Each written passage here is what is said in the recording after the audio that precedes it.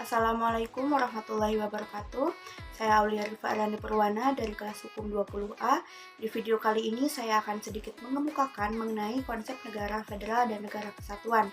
Konsep manakah yang dapat menjamin terlaksananya otonomi daerah dengan baik? Sebelum saya menjawab mengenai konsep manakah yang dapat menjamin terlaksananya otonomi daerah dengan baik, saya akan sedikit memaparkan mengenai apa itu negara kesatuan dan apa itu negara federal. Negara kesatuan yaitu negara yang diorganisir di bawah satu pemerintahan pusat. Artinya kekuasaan apapun yang dimiliki berbagai distrik di wilayah yang dikelola suatu keseluruhan oleh pemerintah pusat harus diselenggarakan berdasarkan diskresi dari pemerintahan pusat. Dan kekuasaan pemerintah pusat adalah kekuasaan tertinggi tanpa adanya pembatasan yang ditetapkan undang-undang yang memberikan kekuasaan khusus pada bagian-bagian dari negara kesatuan.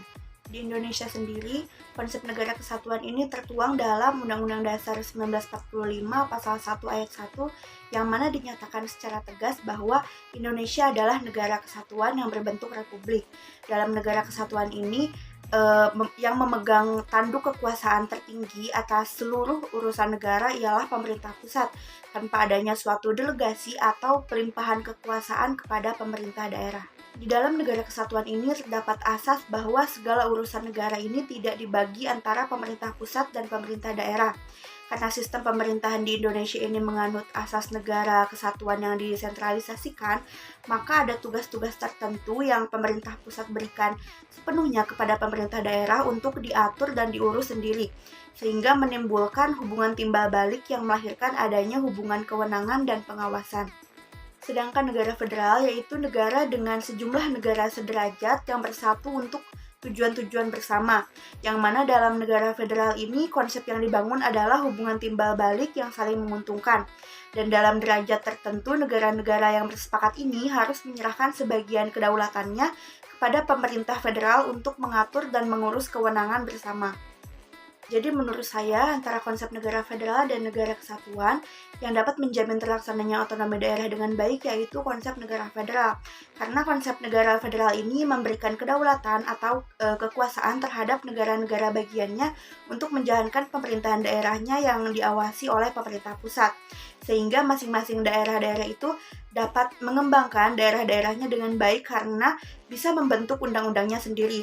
Berbeda dengan negara kesatuan yang meskipun ada asas desentralisasi atau pemberian kekuasaan kepada pemerintah daerah yang diwujudkan melalui otonomi daerah, tetapi karena adanya pembatasan terhadap otonomi daerah tersebut, maka terciptanya otonomi daerah yang kurang mandiri.